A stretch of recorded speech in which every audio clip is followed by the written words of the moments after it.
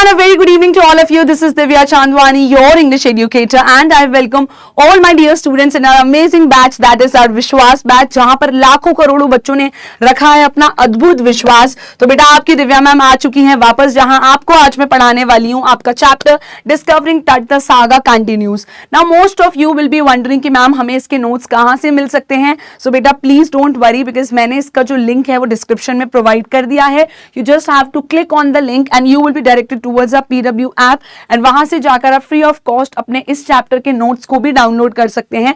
तो इसे डाउनलोड करना मत भूलना। वैसे तो हमारे लाखों करोड़ों बच्चे ऑलरेडी इसके बारे में जानते हैं, बट आप में से फिर भी अगर कोई है जिसे PW और PW ऐप के बारे में नहीं पता है बेटा, तो मैं आपको बता दूं PW एक ऐसा इंस्टीट्यूट है बेटा जहां पर हम सभी टीचर्स ने लाखों करोड़ों बच्चों को पढ़ाया है, एंड उन्हें सिर्फ पढ़ाया ही नहीं, उन बच्चों ने इतने बेहतरीन रिजल्ट्स लाकर हमें दिए हैं।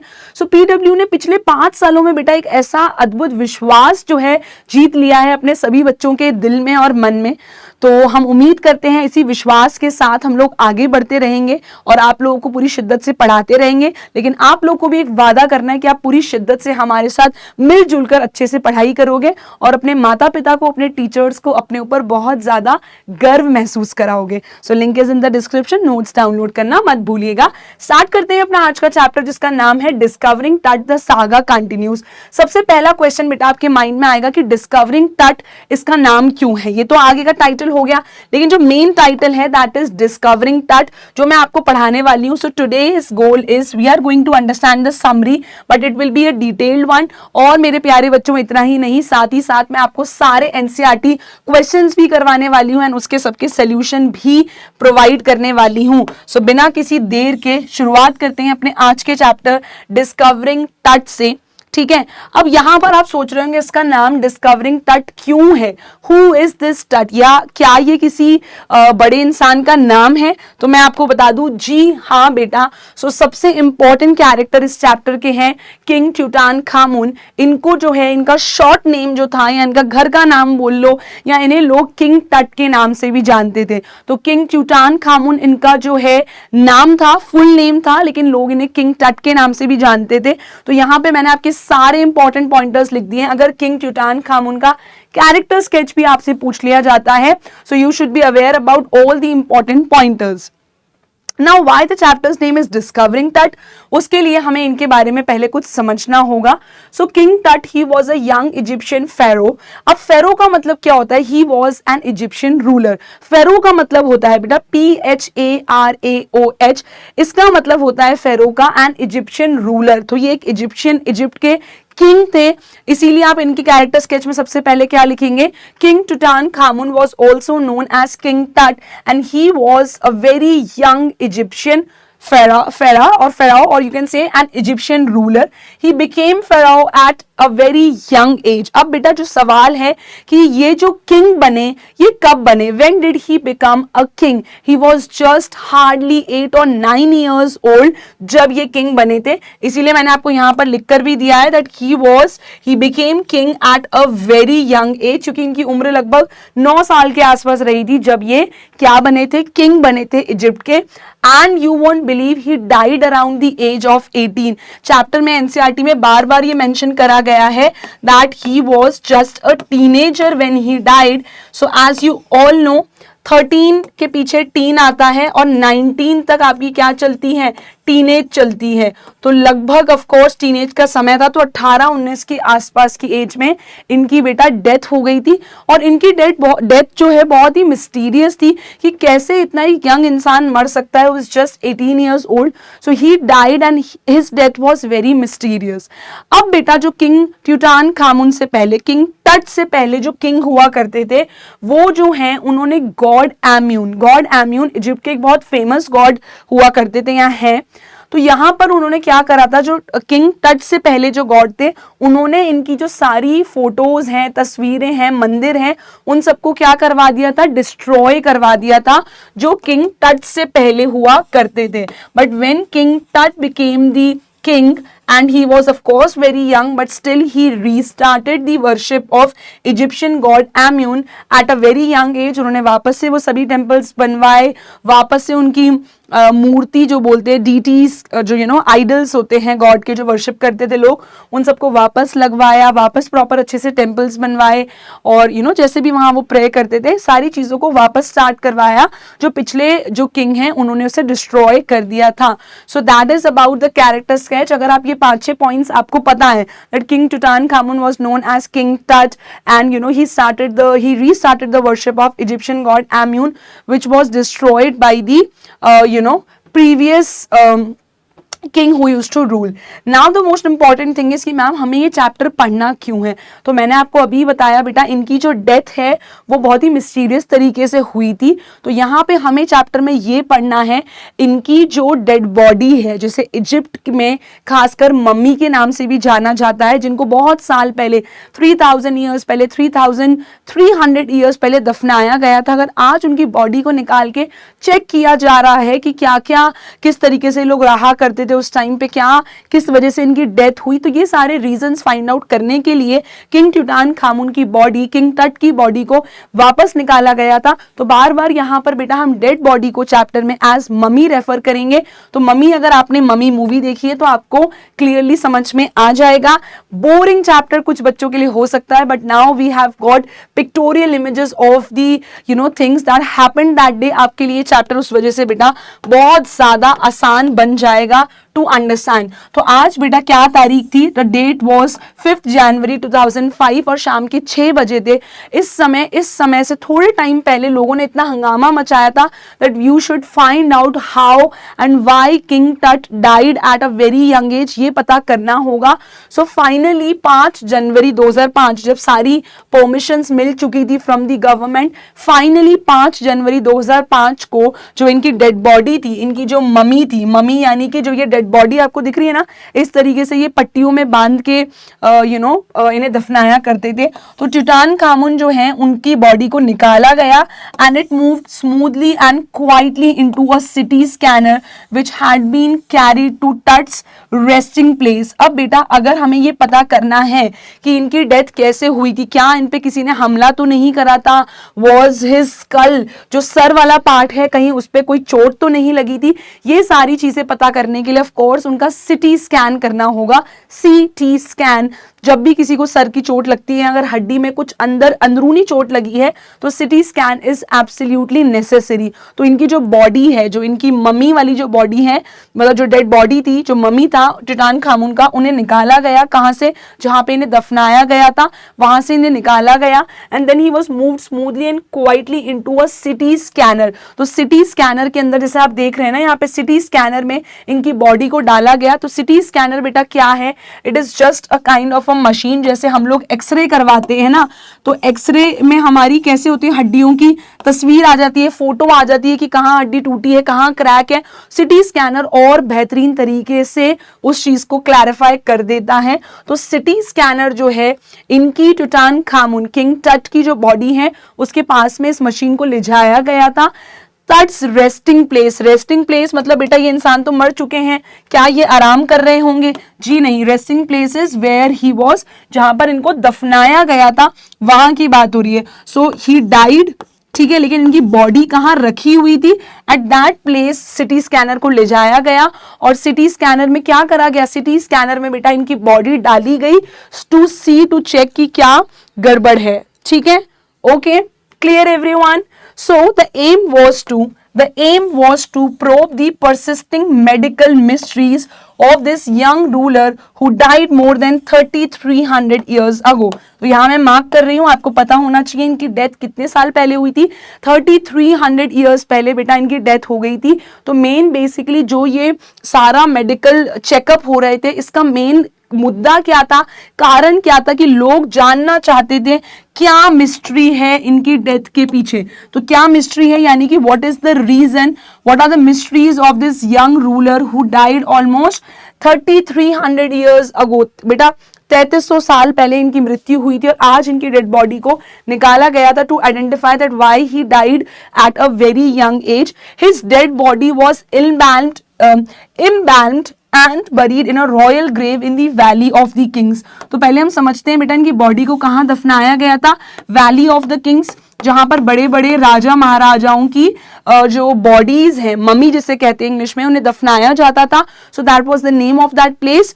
और ये बेटा अपने ऐसा कहा जाता है इनकी पीढ़ी के ये आखिरी किंग थे, क्योंकि of course he died at a very young as. उसके बाद इनका कोई बच्चा वगैरह नहीं था, तो ये अपने ब्लड लाइन के लास्ट इतने, और इनकी फैमिली जो है बहुत फेमस और बड़ी रॉयल फैमिलीज में से इजिप्ट की एक थी। किसकी? किंग टूटानखामुन की। तो इनकी जो डेड बॉडी है बेटा, उसे क्या किया गया था? इम्बैम्ड, ठीक है, इम्बैम्ड बोल लो, इम्बैम्ड बोल लो, इन्हें ये करा गया था। Now what is the meaning of this? तो बेटा इसका मतलब बेसिकली ये है कि इनके ऊपर क्या डाला गया था? a dead body, or basically you can say a chemical that is put to the dead body. तो a chemical that is put, a chemical that is used to check a dead body. तो इनकी body जो है किसमें रखी गई थी? इन chemicals के अंदर इनको डाला गया था। केमिकल से इनकी जो चीजें हैं अलग अलग वो चेक करी जा रही थी, इसे हम बोलते हैं इम्बैम्ड। और इनको जो है कहाँ दफनाया गया था? एक रॉयल ग्रेव। रॉयल क्या होता है बेटा? अभी हमारे जो इंडिया के भी राजा महाराजा हुआ करते थे, हम उन्हें रॉयल्स बोलते हैं। आजकल तो उस पर काफी सीरीज भी बनने लग गई हैं, काफी मूवीज भी आने लग गई हैं। तो रॉयल ग्रेव, रॉयल यानी कि राजा महाराजा जहाँ दफनाए जाते थे, वहां वैली ऑफ किंग्स में किंग टूटानखामुन की डेड बॉडी, यानी कि जिसे हम मम्मी बोलते हैं इजिप्शियन लैंग्वेज में, वो भी वहां पे मिली थी। वहां से निकाला गया था to check and to do the CT scan and everything, that why he died at a very young age. अब यहाँ पे बेटा किसकी एंट्री होती है पिक्चर में? एक ब्रिटिश आर्कियोलॉजिस्ट। आर्कियोलॉजिस्ट यानी कि जो ऑफ कोर्स क्या काम करते हैं वो आपको अभी हम समझाएंगे, जो अलग अलग मॉन्यूमेंट्स पे जाकर जो रिसर्च का काम करते हैं, हिस्ट्री में क्या हुआ होगा, इतने साल पहले किस तरह के बर्तन यूज किए जाते थे, किस तरह की स्वॉर्ड्स होती थी, सारी चीजों पे रिसर्च होती थी बेटा। एक एक चीज पे रिसर्च होती है, एंड इनफैक्ट आज भी होती है। नथिंग इज सरप्राइजिंग, ये सब आज भी चल रहा है। तो इन ब्रिटिश आर्कियोलॉजिस्ट का नाम क्या था? His name was Harvard Carter. तो हार्वर्ड कार्टर क्या करते थे? He was a British archaeologist. He discovered Tut's tomb in 1922। अभी क्या चल रहा था? अभी तो भैया 2005 चल रहा है, 2005 में इनकी बॉडी निकाली गई है। लेकिन बेटा अगर आप ध्यान से फोकस करो, अगर आप यहाँ पे ध्यान से देखो, तो यहाँ तो ईयर दिया हुआ है 1922। तो वो बता रहे हैं कि इन्होंने क्या करा था? पिछली बार जब इनके ऊपर चेक किया था, सिटी स्कैन वगैरह करना चाहते थे, कौन करना चाहते थे बेटा? हार्वर्ड कार्टर करना चाहते थे। 1922 में भी बेटा उन्होंने क्या करी थी? शुरुआत करी थी। उन्होंने क्या करी थी? उन्होंने शुरुआत करी थी इस चीज की, लेकिन बेटा it all went a futile search. It was all a futile search. Futile यानी कि जब उन्होंने 1922 में कोशिश करी कि मैं पता लगाऊं क्यों इनकी डेथ हुई थी, क्या मेन कारण था, but it was all useless. कुछ भी उनको हाथ नहीं लगा था, वो ज्यादा कुछ रिसर्च कर ही नहीं पाए थे। It's contents remains the richest royal collection ever found. आज तक बेटा इजिप्ट में जितना भी रिचेस्ट रॉयल कलेक्शन पाया गया है, वो इसके ऊपर कभी नहीं जा पाया है। टूटानखामुन जो है उनका सबसे रिचेस्ट रॉयल कलेक्शन माना जाता है, जो कि आज तक वर्ल्ड हिस्ट्री में, इजिप्ट की हिस्ट्री में जो भी आज तक रिसर्च हुई है, इससे ज्यादा रिच चीजें नहीं पाई गई हैं। किसी को दफनाते वक्त उसके आसपास से इतना कुछ सामान मिला हो तो ऐसा नहीं हुआ है। यू कैन सी, अगर आप मेरी पिक्चर्स जो यहाँ पे लगाई हुई हैं इन पे फोकस करोगे, so you can see a lot of gold। अपने पास सब तरह की पिक्चर्स हैं, so that you have a better understanding। ठीक है, अभी मैं आपको एक्सप्लेन करूंगी एक एक चीज, डोंट वरी। तो यहाँ पर बेटा जब इनकी जो डेड बॉडी है उसको जब खोला गया, तो बेटा इनके जो ग्रेव थी, इनको जो दफनाया गया था, वो उसमें ना 3 बॉक्सेस थे। There were 3 layers. ये सबसे बड़ा वाला बॉक्स था, ठीक है, फिर उसके अंदर एक और बॉक्स था, ठीक है, और उसके बाद एक क्या था, इसके अंदर एक और बॉक्स था, और थर्ड वाले में क्या था, इनकी बॉडी जो है वो देखने को मिली थी। तो इस तरीके से बेटा 3 लेयर थी, और जब पहली लेयर को इन लोगों ने हटाया था, पहली लेयर जब इन्होंने हटाई थी, तो इनको यहाँ पे काफी सारे क्या दिखे थे? फ्लावर्स दिखे थे, बहुत सारे फूल दिखे थे। तो कहीं ना कहीं इससे ये अंदाजा लगा रहे थे कि इतने सारे फ्लावर्स हैं इस वाले उसमें, तो कहीं ऐसा तो नहीं है कि ऑटम सीजन में, पतझड़ के मौसम में इनकी डेथ हुई हो, तभी इस तरह की गार्लैंड्स जो ऑटम सीजन में वहां पाए जाते हैं वो पहले बक्से को खोलने के बाद मिले थे।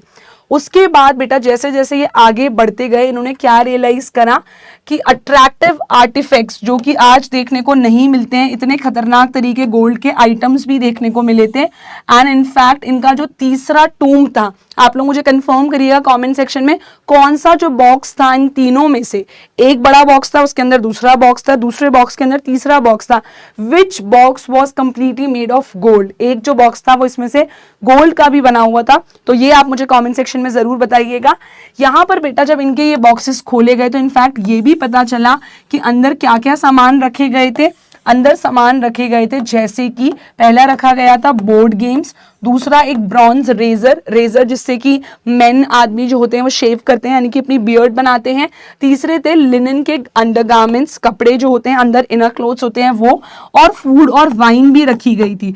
Now you all must be wondering कि जब इंसान की डेथ हो चुकी है तो इस तरह की चीजें उनकी कब्र के साथ क्यों दफनाई गई थी, क्योंकि बेटा इजिप्ट में वो ऐसा मानते थे कि इंसान की डेथ तो हो गई है लेकिन उसके बाद भी क्या होगी, उनकी आफ्टर लाइफ तो होगी ही सही, उनकी मृत्यु तो हो चुकी है लेकिन जिंदगी के बाद जो जिंदगी होती है, जैसे हम लोग उसे स्वर्ग या नर्क बोलते हैं या फिर हेवन और हेल बोलते हैं, तो हेवन में या हेल में जो आफ्टर लाइफ होगी वहां पर भी इन सामानों की जरूरत पड़ सकती है। तो इसीलिए उन्होंने आफ्टर लाइफ के लिए ये सब सामान उनके घर वालों ने उनकी डेड बॉडी के साथ दफनाए थे, जो हार्वर्ड कार्टर को मिले थे 2005 में, जब उनका टूम जो है जब खोला था तब। और बेटा इनका टूम जो है वो आसानी से नहीं खुल रहा था क्योंकि इनकी जो बॉडी है, जो मैंने आपको बताया था कि तीन तरह के क्या थे बेटा, तीन तरह के क्या थे, ऐसे बॉक्सेस थे। और तीसरे वाले बॉक्स में क्या था, तीसरे वाले बॉक्स में इनकी जो है बॉडी जो है वो वहां थी।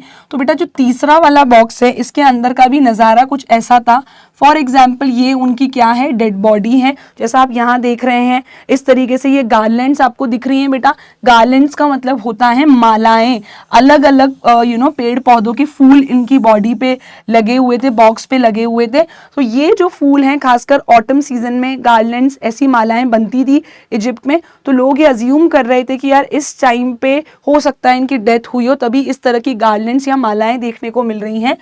जब अब ये कार्टर जो है ये रिसर्च करना चाहते थे, इनकी बॉडी निकालना चाहते थे, इनकी बॉडी जो है ये तीसरे बॉक्स से चिपकी हुई थी। एक बहुत हार्ड सब्सटेंस जो है, जैसे जो ग्लू का काम करता है, वो इनके बॉडी और बॉक्स के नीचे लगाया हुआ गया था, जिससे इनकी बॉडी इतनी 3300 ईयर्स में कंप्लीट तरीके से क्या हो गई थी, उस पर चिपक गई थी, बिल्कुल भी वहां से हट नहीं रही थी। It was very tough. इन्होंने हैमर से तोड़ने की कोशिश करी उस ग्लू को, but it was very tight. बहुत जो स्कॉर्चिंग हीट होती है सन की, इतनी खतरनाक धूप में इसको रखा गया कि वो मेल्ट हो जाए, बट ऐसा कुछ नहीं हो पा रहा था। तो बहुत मुश्किल से ये रिसर्च ये लोग कर पा रहे थे। It was not at all easy, in fact it was very very tough. So Carter first recorded the king's funeral treasures. ठीक है, तो यहां पर जो है इसका मीनिंग आपको ऑलरेडी पता है, that is the Egyptian ruler. तो कंफ्यूज मत होना, मैं इसीलिए बार बार रूलर बोल रही हूं ताकि आपको मीनिंग याद भी हो जाए।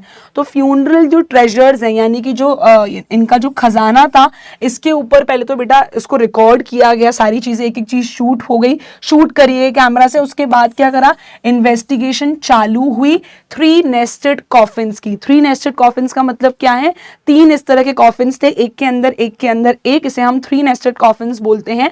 जो पहला वाला था, इस पे क्वेश्चन आ सकता है इसलिए बहुत इंपॉर्टेंट है देखना। द फर्स्ट वन, जो पहला वाला था बेटा, वो किससे कवर्ड था। अगर आपसे डिस्क्रिप्शन मांग लिया जाए ऑफ द 3 नेस्टेड कॉफिन्स तो आपको पता होना चाहिए किंग ट्यूटानखामुन का जो पहला बॉक्स था उसमें से क्या मिले थे बेटा, गार्लैंड्स। गार्लैंड्स का मतलब क्या होता है, माला। मैं आपके लिए यहाँ पे हिंदी में भी लिख देती हूँ, फ्लावर्स की जो माला होती है उसे इंग्लिश में हम गार्लैंड्स बोलते हैं।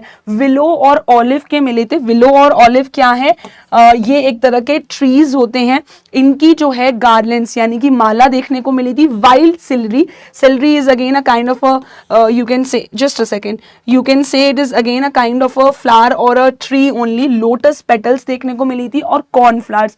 लोटस आपको पता है कमल का फूल, और कॉर्नफ्लावर तो बेटा ये अलग अलग तरह के ट्रीज की पत्तियां और जो फ्लावर्स हैं यहाँ पर मैंने हाईलाइट कर दिया है, ये सब इनकी फर्स्ट बॉक्स में देखने को मिली थी जब फर्स्ट बॉक्स को ओपन करा गया था। और ये जो बेसिकली ये जो पेटल्स हैं, ये जो फ्लावर्स हैं, ये यूजुअली कौन से महीने में मिलते हैं? मार्च और अप्रैल के महीने में इजिप्ट में पाए जाते हैं। इसीलिए ये एक्सपेक्ट कर रहे थे, अज्यूम कर रहे थे, हो सकता है इनकी डेथ इस समय के लगभग आसपास हुई हो। Carter ran into trouble when he reached the mummy. अब जब ये थर्ड बॉक्स पे पहुंचे तब जो कार्टर हैं, जो ब्रिटिश आर्कियोलॉजिस्ट थे, जो पूरी रिसर्च कर रहे थे, उन्हें बहुत दिक्कत आना स्टार्ट हुई बेटा, क्योंकि इनका एक रिचुअल था इजिप्शियंस का। क्या रिचुअल था? कि ये लोग रेजिन्स लगाते थे। रेजिन तो किशमिश होती है, रेजिन्स क्या होते हैं? It is a kind of एक तरह से ग्लूइंग सब्सटेंस होता है, वो इनकी बॉडी के नीचे लगाया गया था, जिससे 3300 ईयर्स में उनकी बॉडी क्या थी? बिल्कुल जो बॉटम वाला जो कॉफिन था ना, जहां उनकी बॉडी थी, उससे क्या हो गई थी? उस रेजन की वजह से ग्लू के समान जो काम करता है, 3300 ईयर्स में वो इतना सॉलिड हो गई थी कि वो उससे चिपक गई थी। और ये कॉफिन कैसा था जिसमें उनकी बॉडी रखी गई थी? वो पूरा कॉफिन, पूरा बॉक्स किसका था बेटा? गोल्ड का था। These had cemented Tut to the bottom. Cemented यानी कि मानो बिल्कुल अब उस थर्ड वाले जो बक्सा है उसने ट्यूटानखामुन की बॉडी को बिल्कुल चिपका लिया था अपने आप से, और उस बॉक्स से जो है कार्टर जो है ये इस बॉडी को निकाल ही नहीं पा रहे थे। जो बॉटम पार्ट था वो सॉलिड गोल्ड कॉफिन जिसमें इनकी बॉडी रखी गई थी उससे बहुत बुरी तरीके से चिपक गया था बेटा।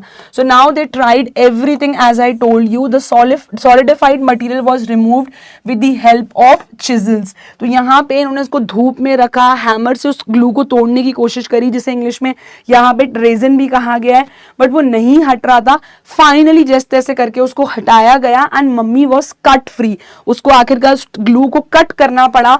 It was so tough। अब फाइनली जब जो बॉडी है वो फ्री हो गई थी, जिसे मम्मी कहा गया है, and this body was 3300 years ago, जैसा आप देख पा रहे हैं। तो of course you can expect कि यहाँ पर कुछ बॉडी आपको देखने को मिलेगी।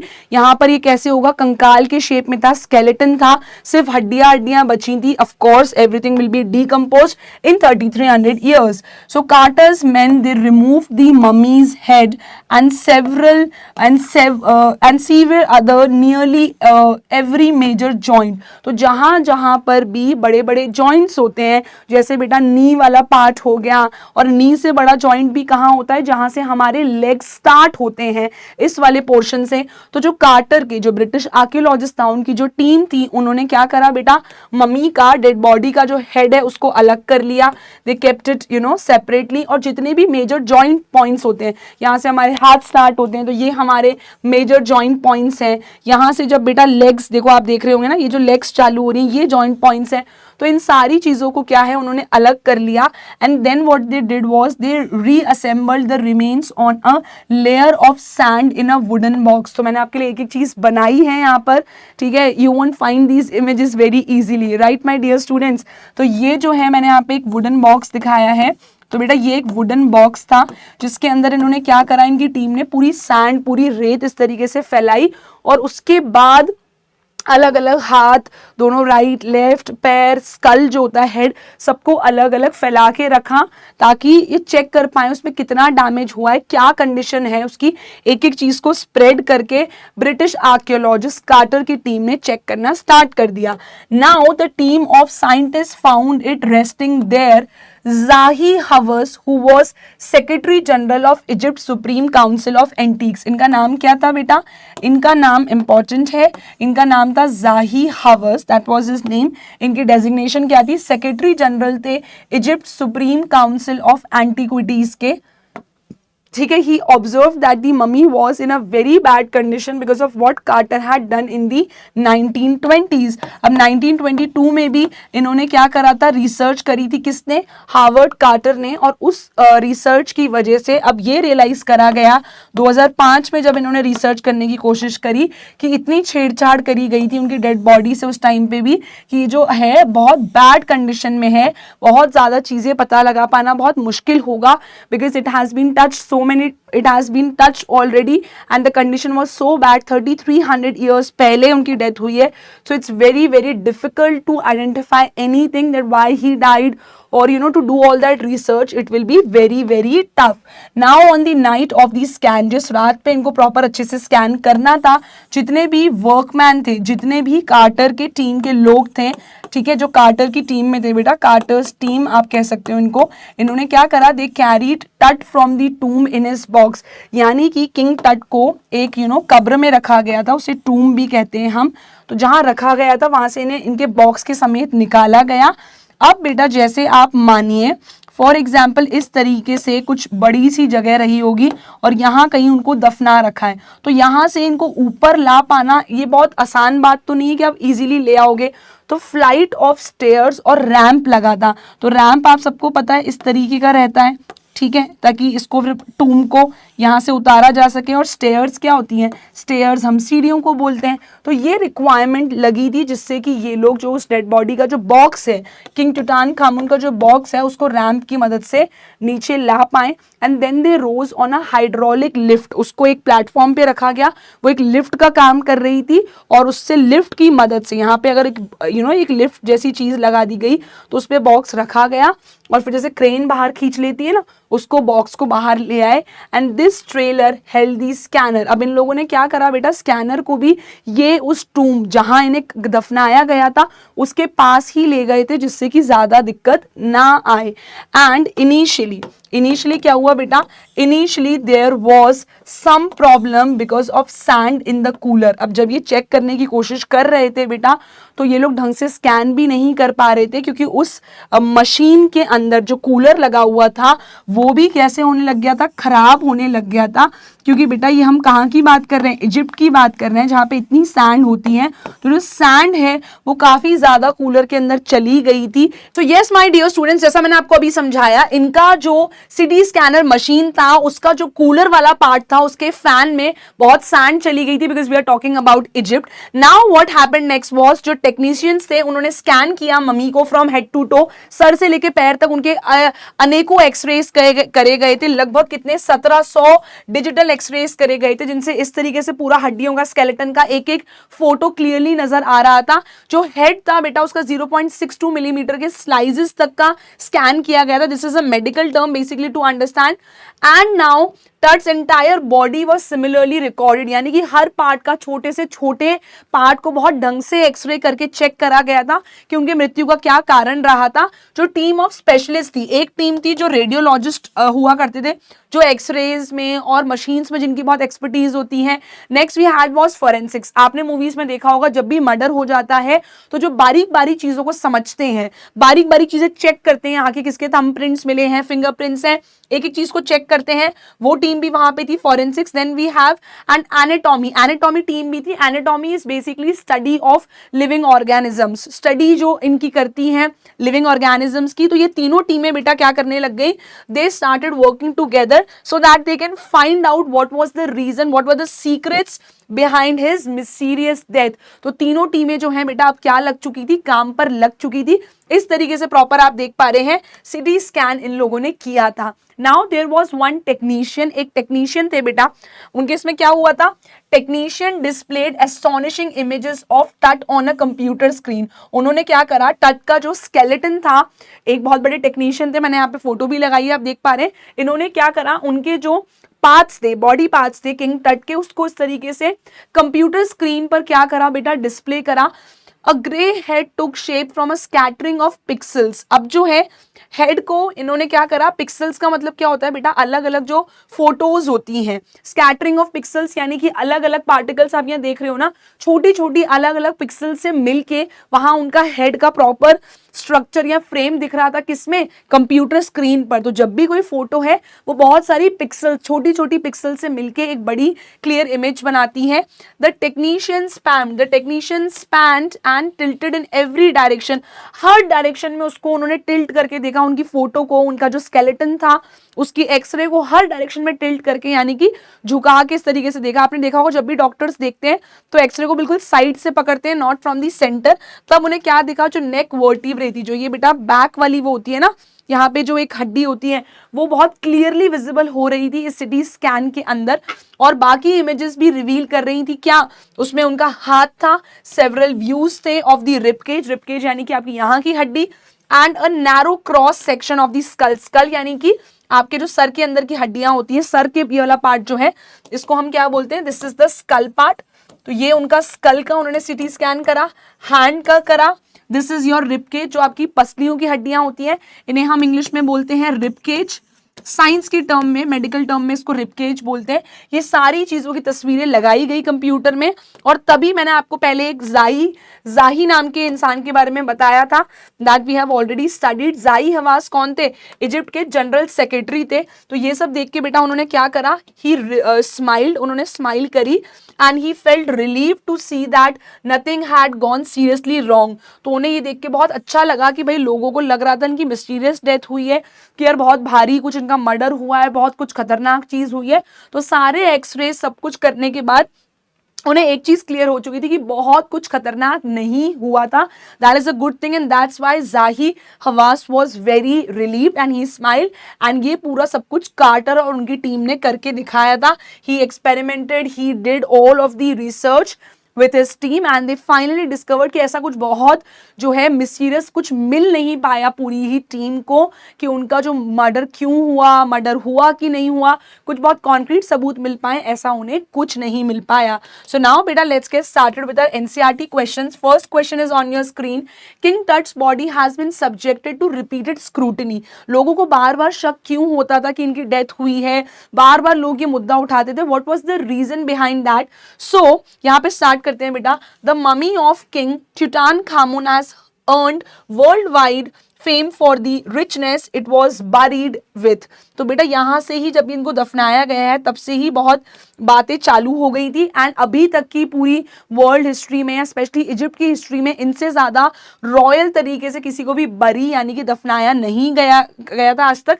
और यहाँ पे एक और स्पेक्यूलेशन है, एक और शक है about the manner of his death, कि यार कि इनकी डेथ हुई किस वजह से, क्या तरीका था, और स्पेशली उनकी जो एज थी वो इतनी कम थी, तो इस वजह से लोगों को शक होता था कि यार इतनी छोटी एज में किसी की डेथ क्यों, कैसे हो सकती है, और उनके डेथ का टाइम क्या रहा था। That's why again and again people used to subject it to repeated scrutiny. लोगों को बार बार शक होता था because he was amongst the riches of the world, बहुत फेमस थे वो और उनका पूरा परिवार।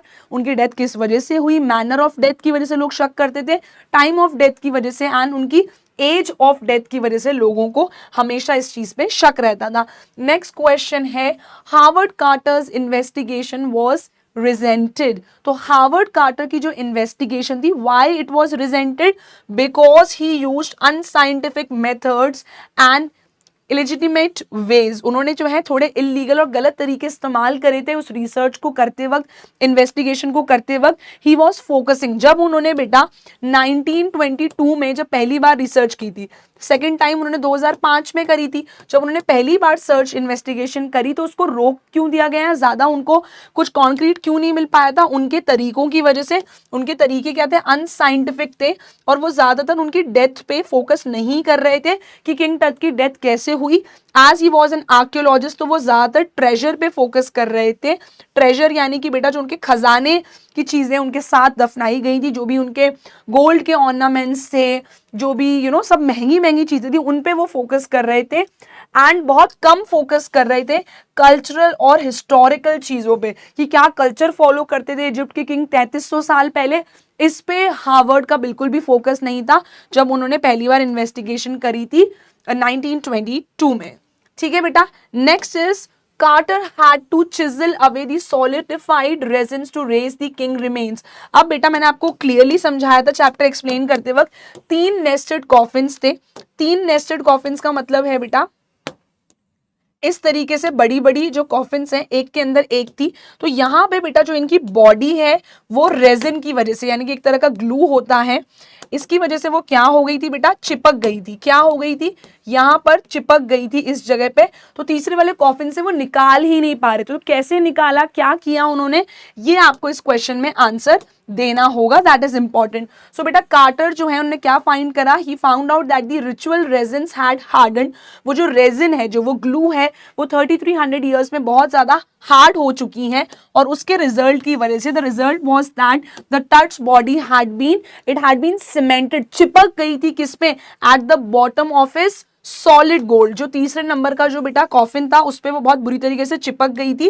Proper force could not move, बहुत ताकत लगाई गई तब भी नहीं हटा पाए।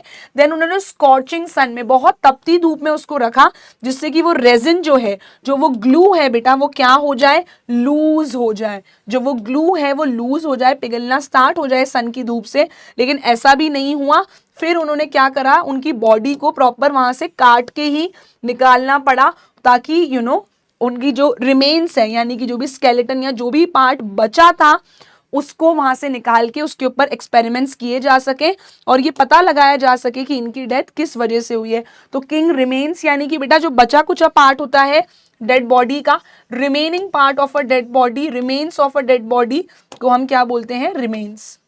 तो डेड बॉडी यानी किंग टट का जो बचा कुचा पार्ट था, स्केलेटन था, हड्डियां थी, उसको आखिरकार चिजल अवे करना पड़ा। उसको पिघलाने की कोशिश की, तभी भी वो पिघला नहीं, हैमर से तोड़ने की कोशिश की तब भी वो टूटा नहीं। Okay, my dear students, next question is Tut's body was buried along with glided treasures. ठीक है, with glided treasures. The people of ancient Egypt क्या करते थे? People of ancient Egypt believe in resurrection of the dead and their kings were extremely rich. So Tut's body was buried with glided treasures. Their eternal brilliance was meant to guarantee and things of everyday use were also buried with the king. अब बेटा यहाँ पे क्या होता था, टट की जो बॉडी थी उनके साथ में आफ्टर लाइफ के लिए क्या करा गया था, बहुत सारे बेटा यहाँ पे आप देखेंगे तो ट्रेजर्स डाले गए थे। क्या था, बहुत सारा खजाने का, बहुत एक्सपेंसिव गोल्ड का सामान डाला गया था। एंड ये बहुत सरप्राइजिंग था लोगों के लिए कि ऐसा क्यों करा गया था, क्योंकि लोगों को बेटा क्या है, इस चीज की बिल्कुल भी आदत नहीं थी that people will give so many gold ornaments और ऑल ऑफ दिस थिंग्स। तो यहाँ पर ऐसा बिल्कुल भी नहीं करा गया था। तो लोगों को इस चीज की आदत नहीं थी कि इस तरह का जो खजाना है वो इनके लिए डाला जाएगा, इनकी आफ्टर लाइफ के लिए। तो जब ये निकाला गया लोगों के लिए कैसा रहा, बहुत ही सरप्राइजिंग रहा। लेकिन बेटा इजिप्ट के एंशिएंट लोग पुराने जमाने में ऐसा करते थे। इसका मतलब क्या है बच्चा, इसका मतलब है टू ब्रिंग बैक समबडी। और यहाँ पे आफ्टर लाइफ की बात चल रही है। आफ्टर लाइफ में जिसको जिस चीज की जरूरत पड़ेगी वो सारे सामान ये लोग क्या करते थे, डेड बॉडी के साथ डालते थे, दफनाते थे। एंड इनका ये मानना था कि ये इनको आफ्टर लाइफ में बहुत मदद करेगा ये चीजें यूज करने के लिए। That's why they buried all these useful things. Razor हो गया, अंडरगारमेंट्स हो गए, बोर्ड गेम हो गया, ये सब उन्हें आफ्टर लाइफ में रिक्वायरमेंट पड़ेगी, इसीलिए उन्होंने ये सारे वहां पे उनके साथ दफनाए थे, बरी किए थे। Next is the boy king change his name from Tutankhamen to Tutankhamun. इसका क्या रीजन था, इसका मतलब अपन समझते हैं बेटा। ट्यूटानखामुन मैंने आपको स्टार्टिंग में कैरेक्टर स्केच के टाइम बताया था, एम्यून गॉड को ये मानते थे और इन्होंने वापस इनकी पूजा पाठ स्टार्ट करवाया। तो इनके नाम में भी क्या आता है, immune. So basically living image of immune, ये वहां के इजिप्ट के बहुत बड़े गॉड का नाम है। एंड ये कौन थे, he was a major god, बहुत बड़े भगवान थे एंशियंट इजिप्ट में। तो किंग जो है ये बेटा दूसरे किंग की बात हो रही है यहाँ पे, किंग आमेनहोटेप IV, ठीक है, who change his name to Akhenaten, smash all the images of Amun। मैंने आपको कैरेक्टर स्केच पढ़ाते वक्त बताया था कि एक बेटा किंग टट से पहले जो किंग थे उनका नाम था आमेनहोटेप।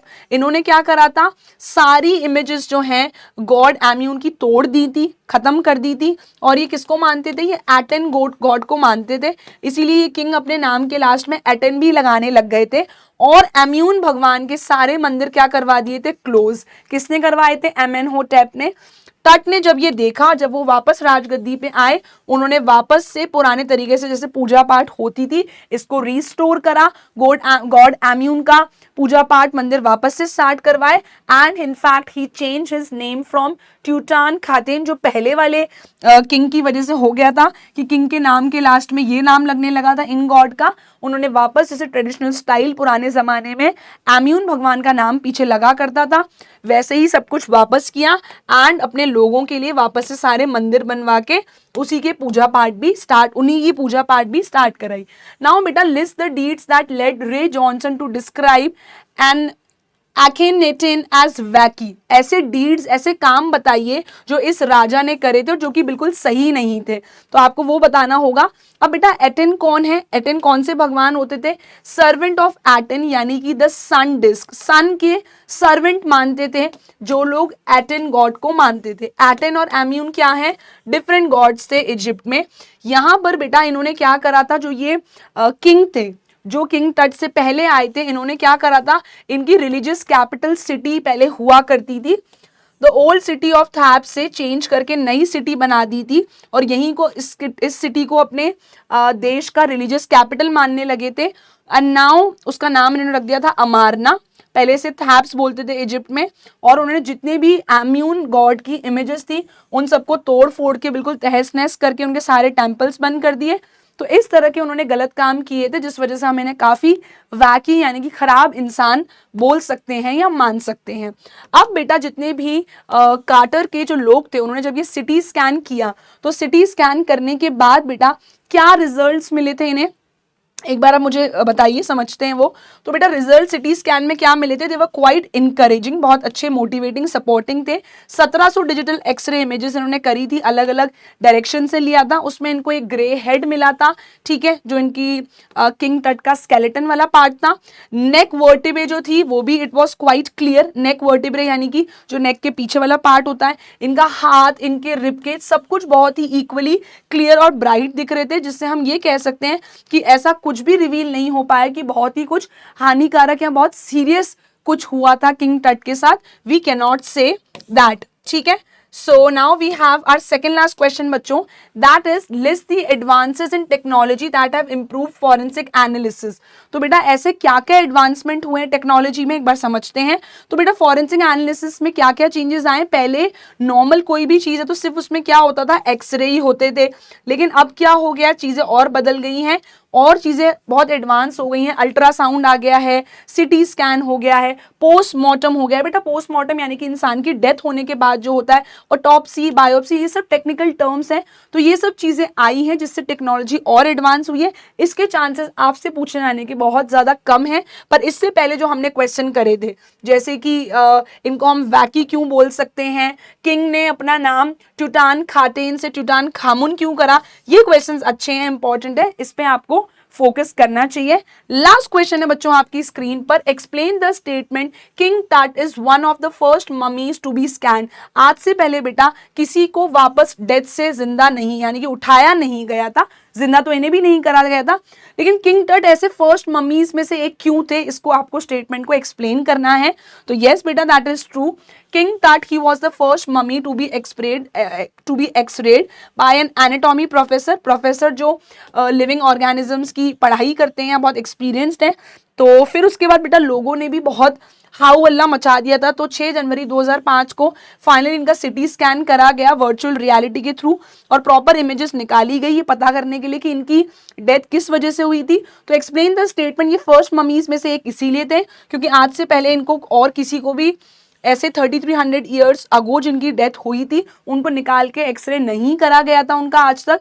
He was the first one, क्योंकि बेटा इनकी डेथ जो है वो काफ़ी छोटी एज में, टीनेज में हो गई थी। तो लोगों में काफ़ी डिस्कशन का पॉइंट रहता था क्योंकि इनकी डेथ बहुत छोटी एज में हुई थी और इनके बाद इनके देश को, इनकी कंट्री को संभालने वाला और कोई नहीं था। And he was amongst one of the most royal families में से एक थे और उनकी डेथ भी बहुत छोटी एज में हुई।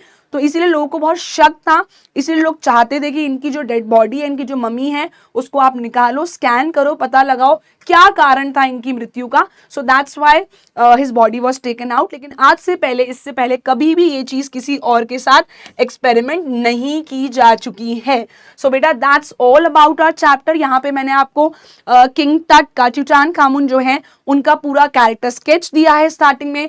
We have understood the chapter with the pictorial in a pictorial form, which will be very helpful and it will be easy for you to learn such a lengthy and a boring chapter. And at the end I have provided you with all the NCERT questions. So thank you so much my dear students. अगर आपको इतना tough chapter आसान लगा या समझ में आया तो do let me know in the comment section. Your Divya ma'am is signing off. Bye bye. जय हिंद.